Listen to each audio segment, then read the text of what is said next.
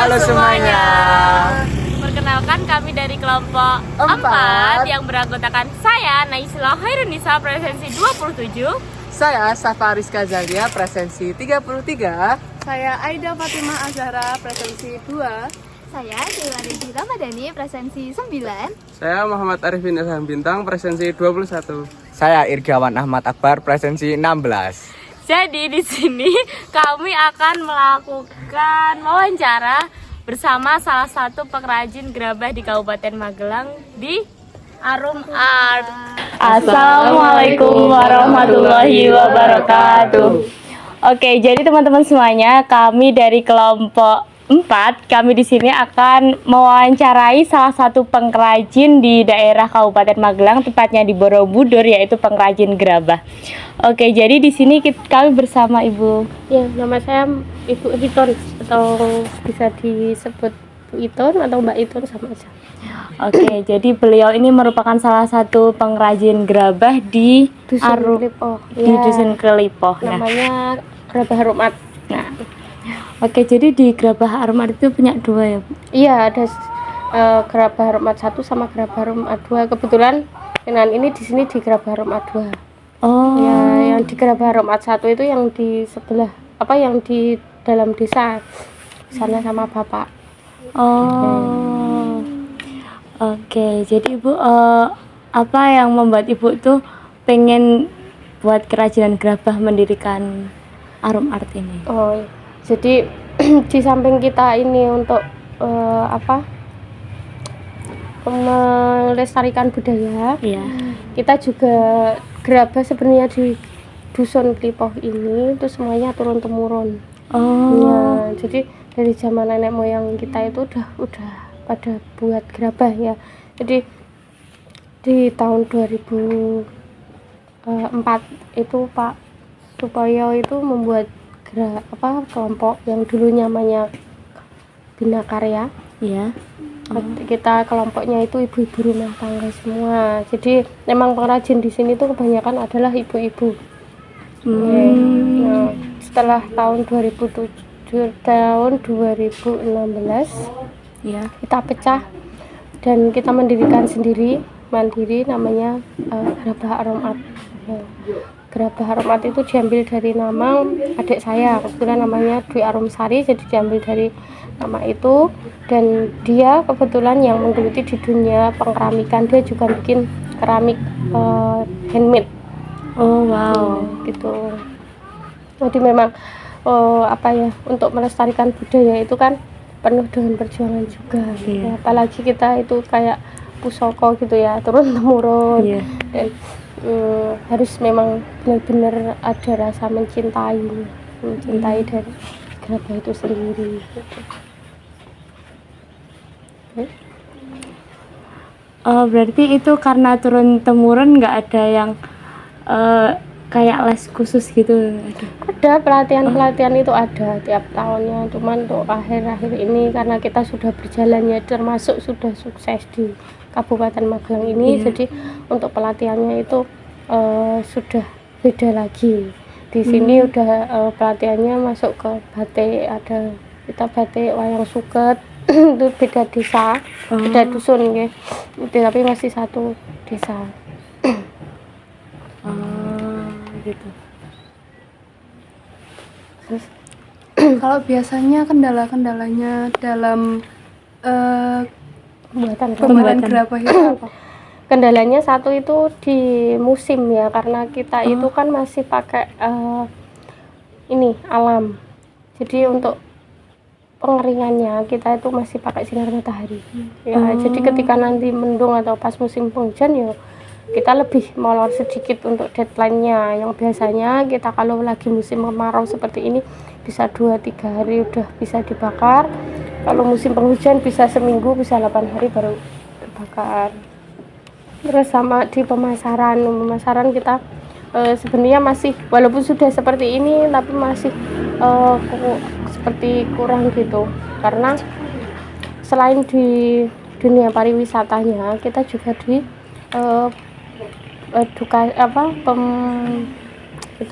stok barang itu loh Mbak, pembelian jual beli. Iya.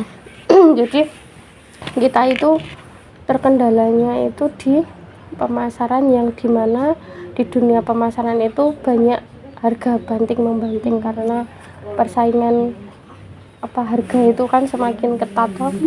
Nah, itu di situ kita kendalanya di cuaca dan persaingan bisnisnya. Oh, kalau di sini kan jadi satu kampung gitu memproduksi gerabah semua gitu. Ya. Cuma ya itu di sini itu dari rumah ke rumah atau dari pengrajinnya satu dengan yang lain itu berbeda-beda pembuatannya. Ya jadi ya mungkin sama, ada yang sama, cuma hasilnya itu berbeda. Iya, karena yang namanya seni itu tidak bisa ditiru plek-plek seperti itu, nggak bisa. Pasti tetap ada perbedaannya. Gitu. Berarti untuk tekniknya itu setiap ini beda-beda juga. Teknik itu sama, Mbak. Cuma yang namanya seni kan, apalagi dari gerabah-gerabah itu dari tangan ya. Iya.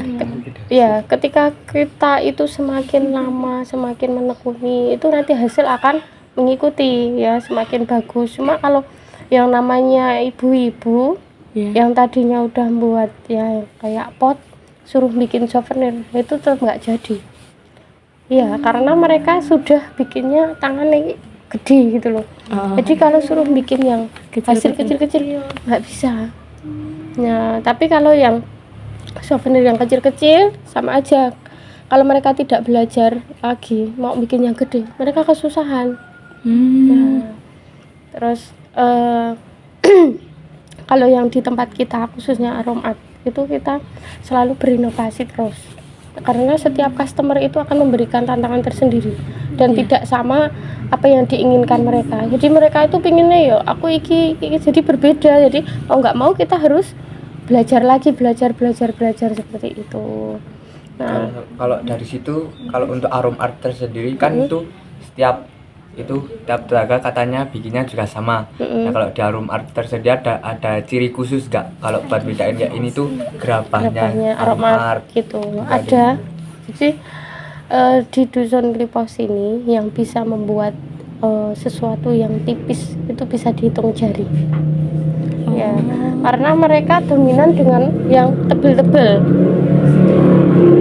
Pastilah akan tahu dibandingkan dengan kita. Ya kita tidak memperbagus diri kita sendiri ya.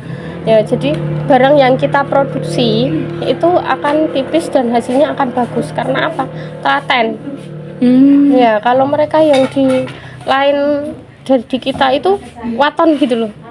Kalau kita seumpama ada pesanan orderan ini bikin pot yang sekiranya lebar diameter sekian, tinggi sekian, ya kita ukur satu persatu. Diukur, bikin langsung diukur, Kalau di tempat lain ya, pakai ilmu titen, tok ya kayaknya sebenarnya wis bener lah, jadi nggak taunya nggak sama. Terus kehalusan, kerapian itu sangat berbeda. Dan kita bakarnya juga pakai oven. Kalau yang lain kan masih pakai tungku ladang, jadi merahnya itu tidak merata karena di kita itu warna aslinya itu kan warna terakota. Iya. Kalau di oven itu kan bisa di setel panasnya jadi merata. Kalau yang di tempat lain kan pakainya tungku ladang. Tungku ladang itu ketika nanti ada angin balik pas pembakaran warnanya pasti ada bopengnya. Tahu bopengnya ya? Ada hitam-hitamnya sedikit, terus ada motif daun-daunnya.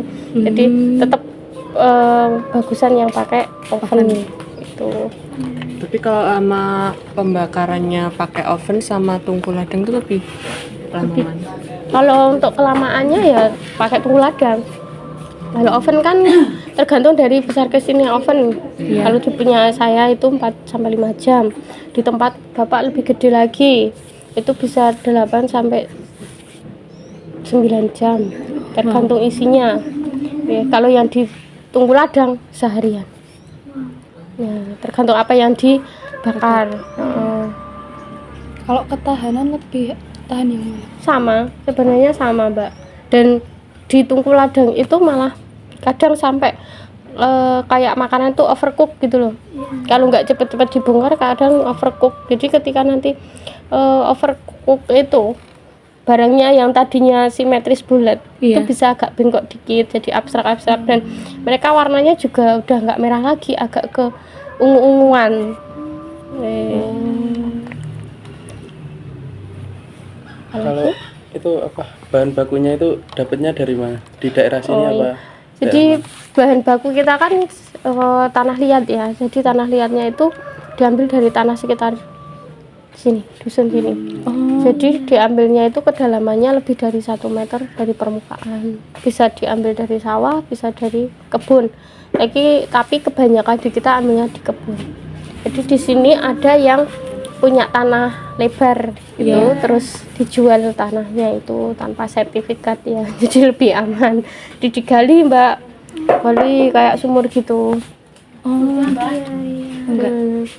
Jadi enggak dasar, karena yang diambil itu adalah tanah lempung, tanah khusus. Seperti itu. Enggak dari luar. Kalau dari luar itu ada, cuma masih banyak yang ambil dari sini. Kalau dari luar itu kita di drop dari tempuran. Ya, di tempuran itu kan pembuatan genteng, pembuatan ini kan. Nah, itu juga tidak banyak yang pakai. Karena di sana agak kasar. Kalau nggak yang biasa bikin gede-gede nggak mau. Kayak kalau saya nggak bisa pakai yang itu, harus dicampuri. Tetap harus dicampuri dengan tanah sini. Karena banyak kerikil-kerikil, terus kasar, agak kasar, kurang lembut. Kalau menurut Ibu nih sebagai pengrajin gerabah, kira-kira yang masa-masa yang paling sulit itu waktu apa? Sejarah dari saya ini ya, Selama ini. Nah, selama ini yang paling berat itu ketika COVID ya. Ketika COVID sebenarnya kita nggak terlalu ini banget sih, nggak terlalu terpuruk banget, karena pas ketika COVID itu kan kita nggak ada kegiatan itu selama 3 bulan. Yang lainnya kan selama ada lockdown ya udah mereka nggak bisa apa-apa gitu kan. Tapi di kita alhamdulillah masih bisa berjalan, masih bisa produksi, malah semakin banyak.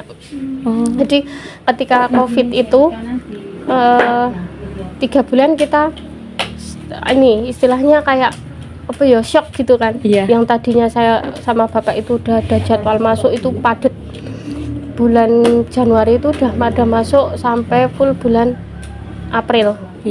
Itu udah padat, semua tanggal ada kunjungan dari Jakarta, dari Surabaya, dari mana Bandung, sekolah lingkungan area Magelang itu udah padat banget.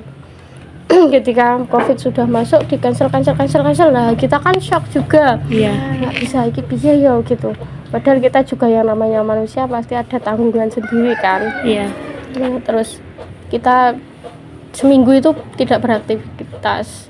Terus ya masa Arab kayak gini terus gitu kan, kita juga butuh makan, butuh ini, masih banyak kebutuhan gitu. Saya terus ya wis lah jajal iseng-iseng, saya browsing tuh di Pinterest. Terus kan kebetulan di tempat saya juga yang nemenin kita kayak yang bantuin saya itu kan ada cowok yang bisa desain. Yuk kenapa toh mbak jajal aja, kita bikin sesuatu yang beda gitu. Apa gitu, jajal kok bikin pot-pot karakter seperti ini gitu. Nah saya browsing terus bikin terus belum dibakar itu, malahan belum dibakar malam. Mereka kan jenuh ya, siang nggak boleh kemana-mana lah, mereka keluarnya malam. Malam itu sampai sini pada jalan-jalan. Itu saya ingat ada customer dari Pertoyudan sama Semarang untuk kesini, duh mbak ini aku mau, karena mereka udah tahu di lockdown itu banyak ibu-ibu sama bapak-bapak yang beralih ke tanaman kan. Nah itu terus aku produksi pot anggrek, pot itu karakter, pot kaktus. Itu saya sedikit-sedikit sih, kita nggak berani banyak-banyak, paling 50 gitu kan. Yang karakter juga cuma 50. Nah, sebelum dibakar itu udah pada dibayarin. Nah, alhamdulillahnya itu. Terus kita sampai yang retak-retak pun mereka beli mbak. Iya, karena saking nggak mau cari di tempat lain lagi gitu loh, karena ya udah terbatas banget, mau gerak kemana-kemana kan udah terbatas. Terus juga mereka stres di rumah, pinginnya kan terus ndang ngarep dikepiye kayak gitu. Nah itu saya sampai nggak bisa restock. Nggak bisa restock. Jadi kita bikin habis sampai aku tuh ada yang pot anggrek itu sekitar 50 itu reject semua, Mbak. Kan kayak dipaksa kan. Iya. Apalagi kalau pot anggrek itu kan ada lubang-lubangnya. Nah, itu kalau sembarangan kan bisa patah-patah kan.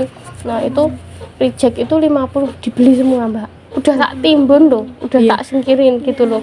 Itu udah Mbak, tak beli aku aja. Wis mau harga berapa yo saya mau hargai yo piye yo mau sok barang rusak gitu. Iya. Wis rapopo borongan berapa gitu. Ya alhamdulillah kita dari itu bisa bangkit, terus wastafel, ada pesanan cuci tangan padasan itu kan ya seluruh ibaratnya seluruh dunia suruh kayak gitu toh ada itu ya. Alhamdulillah kita kirim itu banyak banget sampai ke Serumbung, ke daerah sana. Ada di sana juga ada yang namanya Kasongan kan. Biasanya ke sini guys. Jadi ya alhamdulillah di tempat kami khususnya Aromat saya tidak memberhentikan saudara kita yang diajak bekerja di sini. Kalau yang di tempat lain saya nggak tahu. Ya alhamdulillah di Aromat masih, malah saya nambah karyawan karena keteteran untuk membuat itu. Gitu.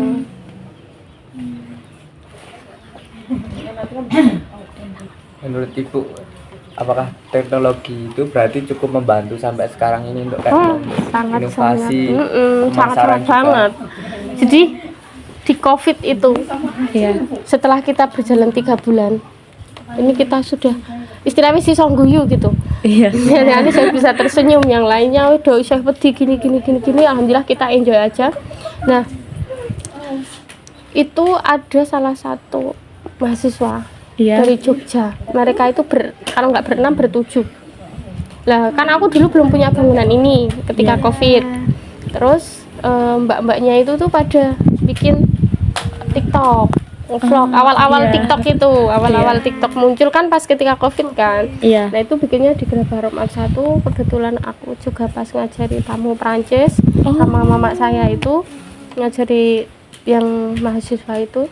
Nah diupload selang seminggu itu langsung booming, pada bikin kesini langsung pada datang. Mereka juga jenuh tau dikurung terus. Jadi ya itu nekat pakai motor pada pergi kesini. Saya tanya Mbak, lanjenengan kok tahu di sini ada gerabah kan? Dari mana gitu? Ibu kok nggak tahu po, punya ibu itu lagi booming loh. Jenengan yang ngajari turis Prancis toh, gini gitu. Lah terus banyak sekali dari Jogja, dari Surabaya, ada yang dari Bandung itu telepon saya malam-malam, Mbak, aku bisa nggak main ke tempat jenengan? Bisa aja Bu, kenapa? Saya mau ke tempatnya kamu, cuma saya datangnya itu hari Ahad jam 4 sore, masih buka enggak gitu, masih kita sampai sore Bun gitu kan. Nanti setelah dari tempat kamu kemana lagi ya gitu. Jadi mereka jauh-jauh loh dari sana, itu tujuannya cuma ke sini toh. Ada yang dari sini baru saya tuh nginepnya di Jogja loh. Saya nginepnya itu di Dieng loh. Tapi saya bela-belain ke sini karena memang bener-bener pengen refreshing bikin ini gitu. Sampai ya Allah segitunya. Ya terima kasih ketika di tempat lain pada gulung tikar pengusaha pada gulung tikar, kita malah alhamdulillah dengan adanya TikTok itu kita bangkit lagi. Terus ya kadang pas itu ada lockdown off dulu paling seminggu, setelah itu ada lagi, tetap berjalan terus.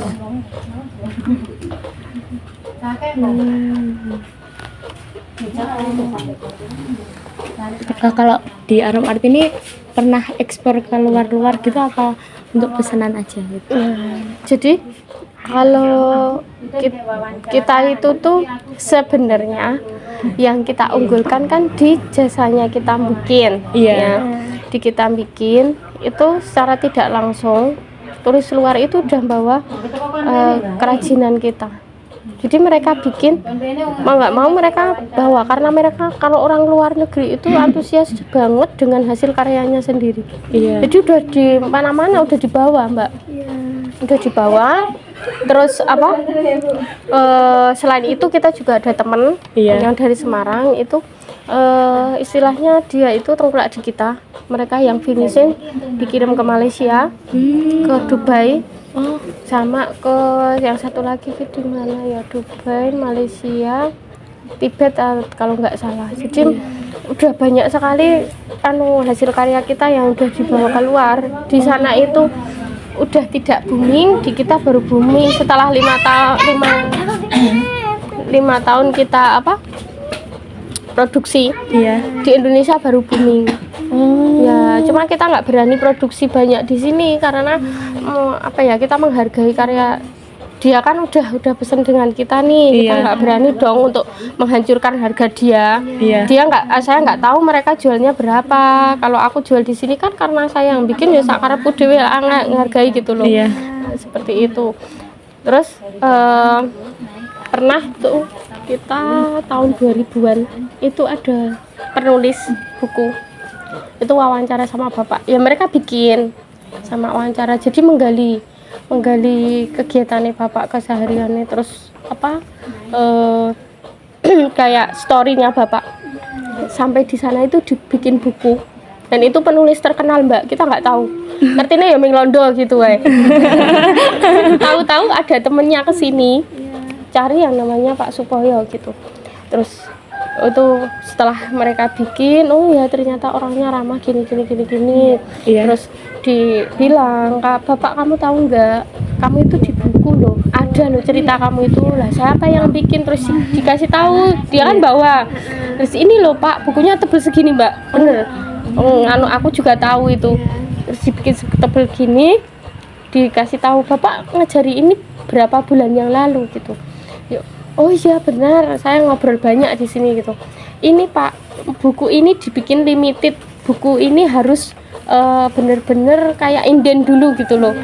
Dan saya tidak bisa ngasih kamu karena saya cuma punya satu ini doang. Di sana udah habis.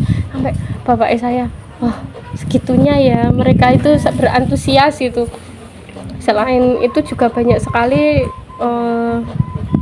youtuber itu.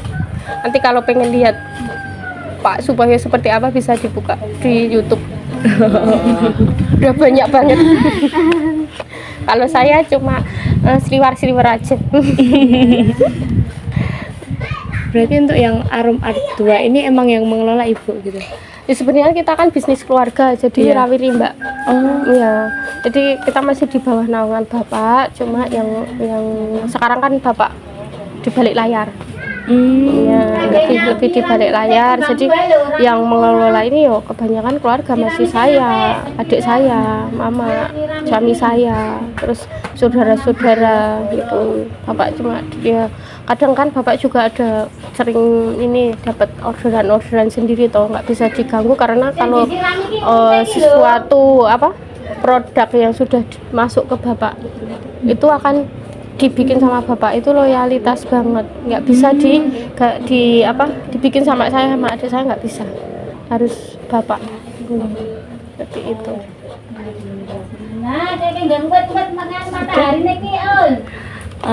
Untuk dari ibu ada pesan dan harapan nggak bagi generasi selanjutnya gitu?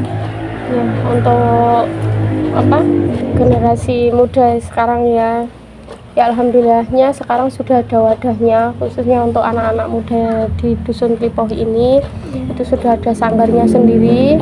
Ya, jadi yang mengelola itu anak-anak muda, ada sanggarnya tari juga. Jadi tariannya itu dikelola, dikemas sebagus mungkin, dan sekarang sudah bisa dinikmati sama masyarakat luas. Dan di situ juga ada kursusnya. Kursus untuk pembuatan gerabah itu anak yang usia 5 tahun ke atas sudah bisa, dan sudah diwajibkan harus bisa. Berarti udah ada wadahnya. Iya, untuk SDN sini itu juga sudah wajib masuk ke muatan lokal. Jadi kan nggak punah. Ada anak-anak kecil itu sudah diperkenalkan. Jadi harapan kami ke depannya juga akan semakin bagus, semakin mendunia. Kita besok tuanya itu juga banyak yang masih uri-uri karena ini adalah harta karun dan pusoko di khususnya Kabupaten Magelang ya. Jadi tidak ada, jadi mereka biar mencintai tanah air di kita ini sendiri, karena di sini memang kita juga jual tanah air. Jual tanah air tapi tidak dimarahi sama pemerintah ya. Tanah dan air maksudnya. Karena memang bahan bakunya kan tanah dan air. Iya. Ya, seperti itu. Dan kedepannya semoga kita bisa memberikan yang terbaik bagi masyarakat. Terus produksinya kita pengennya itu melonjak ke tidak cuma gerabah saja, tapi ke keramik yang lebih bagus ya, walaupun sekarang kita sudah istilahnya timik-timik produksi, pengennya juga karena yang namanya keramik itu kan untuk ovennya juga berbeda, hasilnya itu nanti lebih bagus, pengennya kan kayak Jepang ya, kita jualnya kan Jepang gitu. Nah, mudah-mudahan entah kapan bisa terwujud seperti mereka gitu ya, seperti itu. Ada tambahan? Oke, jadi itu dia wawancara kami dengan Ibu itu. Nah, selanjutnya kami akan membuat gerabah bersama.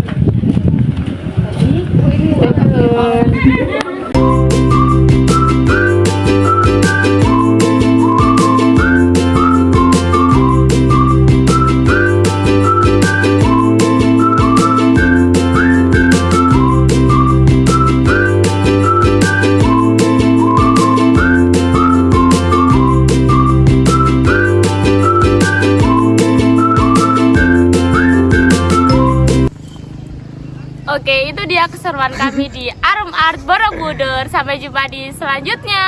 Terima kasih.